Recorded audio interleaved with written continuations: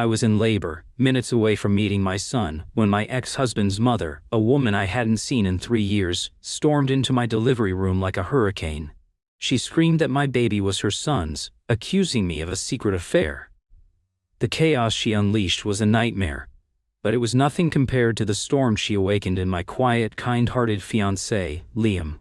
His mother, a manipulative narcissist in her own right, used the drama to demand a paternity test, trying to break us apart. But they both underestimated Liam. They didn't know the dark family secrets he'd been keeping, or the lengths he would go to protect his new family. This isn't just a story about a crazy ex-mother-in-law. It's about how one dramatic confrontation forced my fiancé to finally break his lifelong trauma bond, expose a web of lies, and serve up a revenge so cold, it gave me chills. If you enjoyed this video or found it helpful, go ahead and give it a like. It really helps me out. And if you haven't already, hit that subscribe button so you don't miss any future videos. Thanks a bunch. The thin, sterile gown felt like tissue paper against my skin, and the rhythmic beeping of the fetal heart monitor was the only percussion in the symphony of my own ragged breaths. I was 28 years old, in a private birthing suite at Cedars-Sinai in Los Angeles, about to meet my son. My fiancé, Liam, was a rock beside me, his hand a warm, steady anchor in the churning sea of my labor pains. My own mother was a quiet, calming presence by the window, her knitting needles clicking softly. This was supposed to be one of the most sacred, intimate moments of my life, a moment of transition, of becoming. It was not, however, supposed to include a ghost from my past. But then the door to the suite flew open with such force that it slammed against the wall, and the ghost materialized. It was Sharon, my ex-mother-in-law. A woman I hadn't laid eyes on in 3 years, not since my divorce from her son Ethan was finalized. Her face was a mask of frantic, wild-eyed certainty. Her perfectly coiffed blonde hair was slightly askew, and her expensive silk blouse was wrinkled. She pointed a trembling, manicured finger at me, her voice cutting through the calm of the room like a shard of glass. "This my grandchild," she shrieked, her voice echoing in the small room. "That baby is an O'Connell. Tell them the truth, Amelia. Tell them you've been seeing my son behind this man's back." The world tilted on its axis. Liam's hand tightened on mine. My mom shot up from her chair, her knitting falling to the floor. The nurse, a seasoned professional named Linda, looked like she'd seen it all, but even her eyebrows shot up to her hairline. I stared at Sharon, my mind struggling to process the sheer absurdity of the scene. Ethan? I hadn't spoken a single word to my ex-husband since we'd signed the divorce papers.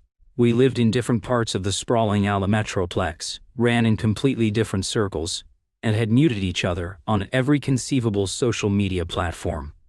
Our marriage had been a short, passionless mistake made by two people in their early 20s who were more in love with the idea of being married than with each other. The divorce had been mutual and blessedly drama-free. Until now. "Sharon, you need to leave," Liam said, his voice a low, dangerous growl I had never heard from him before. He stood up, positioning himself between her and my bed, a protective barrier. "I will not," she screeched, trying to push past him. "I have a right to be here for the birth of my son's child." It was at this moment that Liam's own mother, Margaret, chose to make her entrance. Margaret was a different breed of monster. Where Sharon was a chaotic whirlwind, Margaret was a quiet frost. She was a woman who wielded disappointment like a weapon and whose love was a complex system of transactional approvals. Since Liam and I had gotten together a year and a half ago, she had made her disapproval of me, a divorcee, subtly but painfully clear. She saw my past marriage as a stain, a failure that reflected poorly on her perfect son. Seeing the commotion, a cold, opportunistic gleam entered Margaret's eyes. She stepped into the room, placing a placating hand on Sharon's arm. Now, she said, her voice oozing false concern. "Let's all just take a breath. This poor woman is clearly distraught. Perhaps we should hear what she has to say." It was a classic narcissistic power play. She wasn't calming the situation, she was validating the chaos, using it as a tool to undermine me in front of her son. She saw an opportunity to prove her long-held suspicions that I was damaged goods. The combination of a contraction, the shock, and the two mothers-in-law from hell was too much. "Get her out!" I roared, the sound ripping from my throat. "Now!" Two burly security guards, summoned by Nurse Linda, finally managed to wrestle a hysterical Sharon out of the room, her screams about her grandchild echoing down the hall. Margaret lingered, her face a perfect portrait of feigned sympathy. "Oh, you poor dear," she said to me. "What a dreadful ordeal. Perhaps a simple paternity test after the baby is born would put everyone's mind at ease." And there it was, the poisoned dart she'd been waiting to throw. Liam turned to his mother, his face pale with fury. "Get out," he said, his voice dangerously quiet. "And don't you dare come back until I call you." He had never, ever spoken to his mother like that. He was trapped in a classic codependent relationship with her, a lifetime of trying to manage her moods and earn her approval. The fact that he was breaking character, even in this small way, was monumental. Margaret flinched as if he'd slapped her, and then, with a look of profound injury, she swept out of the room. Hours later, our son Oliver was born. He was perfect. He was a tiny wriggling miracle, and as I held him in my arms, the chaos of the day melted away, replaced by a fierce, primal wave of love. Liam was crying, his tears of joy falling onto Oliver's little head. In that moment we were a perfect tiny family. But I knew the storm wasn't over, it was just getting started. The next day, after we brought Oliver home to our small but sunny bungalow in Silver Lake, Liam and I finally had to talk. He looked exhausted, the joy of his son's birth warring with the trauma of the hospital confrontation. "I'm so sorry, Amy," he said, his voice thick with emotion. "I don't know what that was. I don't understand any of it. It's not your fault, Liam. But we need to figure it out." With Liam holding Oliver, I made the call. "I found Ethan's number through an old mutual friend," he answered on the second ring, his voice wary. "Amelia? Your mother crashed my delivery room yesterday." There was a long, heavy sigh on the other end of the line. "Oh God, I was afraid of this. Look, Amy, I am so sorry. I can explain." The explanation was both ridiculous and infuriating. Ethan had been dating a woman for the past year. Her name was Elia, Amelia, Elia, similar sounding names. Ethan, knowing his mother's obsessive desire for him to remarry and produce grandchildren, had kept the relationship a secret. But a few months ago, Sharon had overheard him on the phone talking to Elia about her pregnancy. She had misheard the name, and her delusion took flight. She'd confronted Ethan, who in a moment of cowardice hadn't corrected her. He'd let her believe we were back together and expecting a baby because, in his words, it was just easier than dealing with her nagging. He told his mother I needed space, which is why she hadn't contacted me directly. The whole insane drama at the hospital was because Sharon's sister, my ex-aunt, had been at Cedars-Sinai for a checkup, saw my name on the maternity ward directory, and immediately called Sharon to report that I was in labor. "You let her believe this for months?" I asked, my voice dangerously calm. "And you let her build this fantasy in her head, and you didn't think it might, I don't know, blow up in your face?" "I'm an idiot. I know," he mumbled. "Look, Elia and I are moving to Chicago next month. You'll never have to see my mom again, I promise." After I hung up, I relayed the story to Liam. He just shook his head, his expression grim. "So it was all a stupid, pathetic mistake." "Ow." "Yes," I said. "It's over." But it wasn't over. Later that day, his mother, Margaret, called. Liam, darling." Her voice was laced with saccharine sweetness. "So you know you're upset with me, but I was just thinking of you. Given the unpleasantness at the hospital, I've taken the liberty of speaking with our family lawyer. He says a preemptive paternity test is simple and would provide you with legal protection. I've already scheduled an appointment for you." This was her checkmate. She was gaslighting him, framing her malicious meddling as motherly concern. She was trying to force a wedge between us, to prove that her initial judgment of me was correct. And that's when I saw my sweet, gentle Liam break. It wasn't a loud snap, but a quiet, terrifying shift in his entire being. The learned helplessness he'd lived with his whole life seemed to evaporate, replaced by something cold and hard. He had spent his life walking on eggshells around his mother, absorbing her passive aggression and managing her emotional whims. But her attack on me, on our son, on our new family, was a line she had just crossed. "There will be no test, Mother," he said into the phone, his voice flat and devoid of emotion. "But you're right. It is time to talk to a lawyer, my lawyer, about my inheritance." What are you talking about?" Margaret finally stammered. "Grandfather Thomas's trust," Liam said. "The one I'm supposed to inherit when I turn 30, the one you've been managing." I think it's time for a full independent audit. I want to see every statement, every transaction, every receipt. From the beginning. Hung up the phone, he looked at me, his eyes blazing with a fire I'd never seen. What did you just do? I whispered. My grandfather was a shrewd man, Liam said, his voice trembling slightly. He knew my mother. He set up that trust so she couldn't touch the principal, but she has discretionary control over the interest it generates, for family emergencies. I've never asked about it. I trusted her. He paused, and a dark, bitter smile touched his lips. She used Sharon's chaos to question my trust in you. Now I'm going to use it to question my trust in her. Let's see how she likes it when the shoe is on the other foot. In that moment I realized I had never truly known the man I was going to marry. I had fallen in love with a kind, gentle soul. I was about to witness the birth of a king. The threat of an audit was not a bluff, it was a declaration of war. Liam, who had spent his entire life in a state of codependent deference to his mother, had finally started the long, painful process of boundary formation. And he had chosen to build that boundary with steel and fire. Margaret's reaction was immediate and predictable.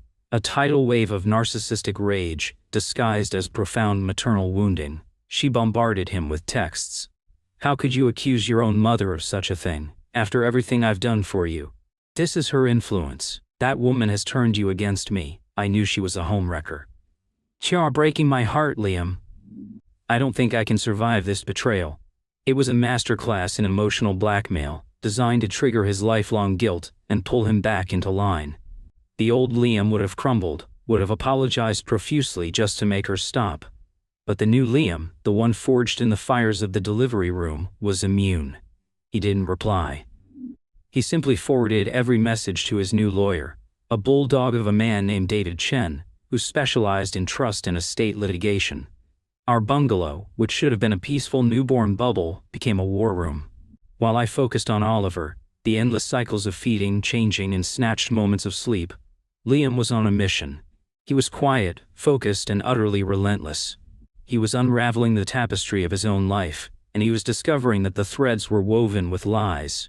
The preliminary findings from the audit came in a week later. David Chen called Liam and put him on speakerphone so I could listen. Liam, Mr. Chen began, his voice grave. And your grandfather was indeed a very smart man.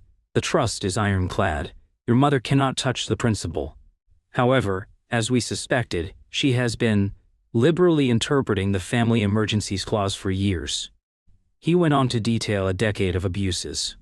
The interest from Liam's trust, a substantial six-figure sum every year, had been used to fund his parents' lavish lifestyle.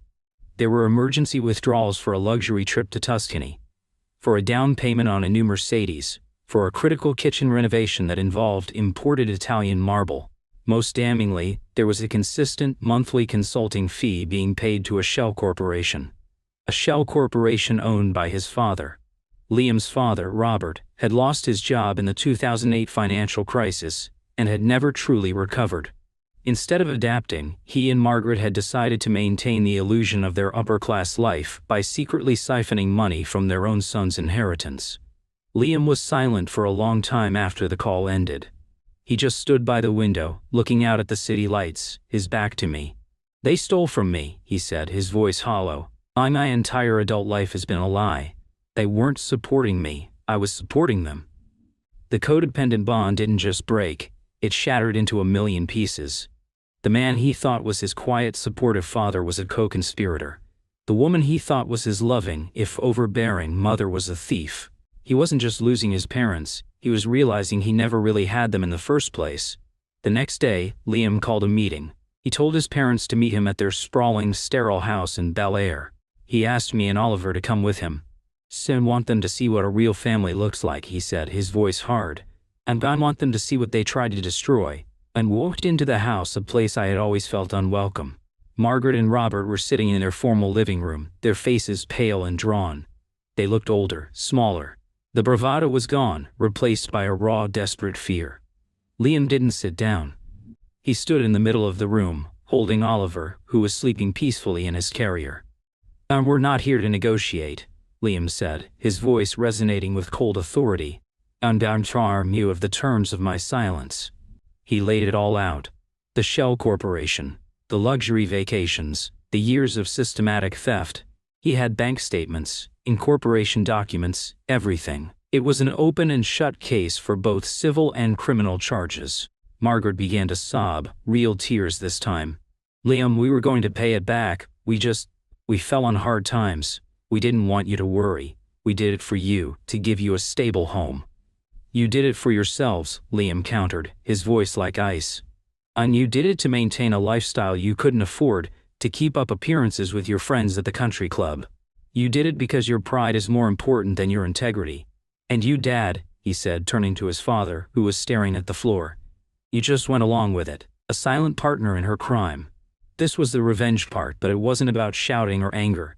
It was a cold, calculated dismantling of their entire reality. He was holding up a mirror to them, and they couldn't stand the reflection.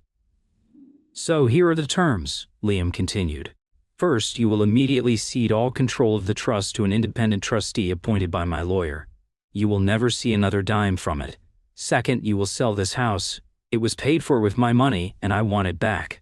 You will downsize to a home you can actually afford with what little you have left. Third, and most importantly, he paused, looking from his mother to me holding our sleeping son. You will apologize to Amelia. Right now. You will apologize for your cruelty, for your suspicion, and for trying to use a stranger's delusion to tear our family apart. And you will never, ever question her, or my son, again. Margaret looked at me, her eyes filled with a toxic mixture of hatred and desperation. The apology she choked out was barely a whisper, a hollow, meaningless string of words, but it didn't matter. The point wasn't for me to forgive her. The point was for her to be humbled. And one more thing, Liam added, a final cutting blow. And you will have no unsupervised contact with your grandson, ever. You have proven that you cannot be trusted. You will see him on our terms in our home, when we allow it. You lost the privilege of being grandparents the moment you decided to become criminals. You left them there, two broken people in their palace of lies. We walked out into the California sunshine, and for the first time Liam looked free. The weight of a lifetime of emotional manipulation had been lifted from his shoulders. The weeks that followed were a quiet revolution. The Bel Air house went on the market. His parents moved into a small condo in the valley. They were ghosts in our lives, distant figures we saw on holidays, always under our watchful eyes. Margaret tried a few times to regain control, to offer helpful parenting advice, but Liam would shut her down with a quiet, firm "no. We have it handled," that left no room for argument. My ex-mother-in-law, Sharon, sent me a long, rambling apology letter. Ethan and Elia had moved to Chicago and had a baby girl. I wished them well. Their chaos had been the catalyst for our liberation, the unintentional spark that had set our prison on fire. One evening, about 6 months later, Liam and I were sitting on our porch, watching the sunset paint the sky in shades of orange and purple. Oliver was asleep inside. Liam turned to me, his eyes clear and full of a love that was deeper and more solid than anything I had ever known. "Thank you," he said quietly. "And for what?" I asked, confused. "For showing me what it means to fight for a family," he said. "I was sleepwalking through my whole life, and you woke me up." He took my hand and slipped a ring onto my finger. It was a simple, elegant sapphire, the color of the evening sky. I said yes, of course. My tears this time were of pure, unadulterated joy. Our pasts were messy, scarred by toxic families and broken trusts, but we had found each other, on Dao and Shao. We had built our own fortress, not of money or lies, but of loyalty and fierce, protective love. And as the last sliver of the sun disappeared below the horizon, I knew, with absolute certainty, that we were just at the beginning.